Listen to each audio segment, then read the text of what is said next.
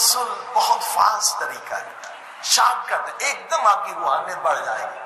اور دوسرا خدمت مخلوق خدا، سب سے آسان راستہ، 40 سال کا سفر انسان ایک رات میں کر سکتا ہے خدمت مخلوق خدا سے۔ اب سنیے خدمت مخلوق خدا کیسے شارٹ کٹ ہے، فوراً آپ کی روحانیت بڑھ جائے گی۔ آیت اللہ حسین قلی اپنے شاگردوں کے ساتھ کربلا جا رہے تھے، ایک شاگرد سید جو تھا وہ نہ آ سکا، اس کا گھر دریا کے اس طرف، اب سب پیدل جا رہے ہیں، آگے مولا حسین کے روضے پر آگے اربعین تھا، اب طواف کر رہے ہیں، مولا حسین کی زری کو چوم رہے ہیں، شاگرد بھی ساتھ کہہ رہے مرحبا سید، وہ سید جو زیارت پہ نہیں پہنچ سکا اس کی تعریف کر رہے ہیں، مرحبا سید، اس کا نام لے کے، تو نے ایک رات میں 40 سال کا سفر طے کر لیا۔ شاگردوں نے سنا کہ استاد ایسے جملہ نہیں کہتا، وہ سید دیر سے پہنچا زیارت کے، کشتی نہیں ملی تھی، کشتی سے آنا تھا، لوگوں نے کہا ہم زیارت کر رہے تھے، استاد ہماری تعریف نہیں کر رہے تھے، آپ کی تعریف کر رہے تھے، کہہ رہے تھے 40 سال کا سفر تو نے ایک رات میں طے کر دیا، وہ کیسے؟ کہا ہاں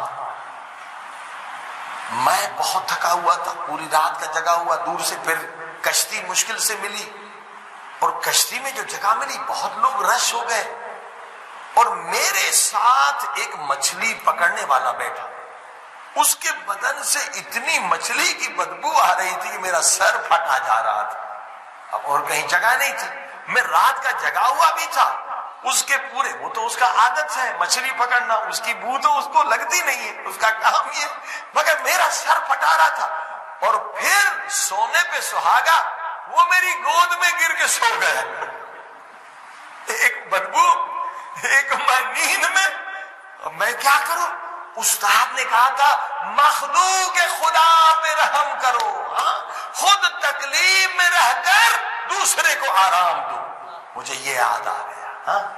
یہ بیچارہ تھکا ہوا ہے، میں بھی تھکا ہوں، چلو استاد کی بات میں عمل کرتا ہوں، میں پوری رات نہ سو سکا، میرا سر بھی پھٹ رہا تھا بدبو سے اور نیند سے بھی، مگر میں نے اسے گود میں ایسے سلایا جیسے ماں بچے کو سلاتی۔ تو استاد نے کہا اسی وجہ سے تو نے ایک رات میں 40 سال کا سفر طے کر دیا، اور کہا واقعا اس کے بعد میری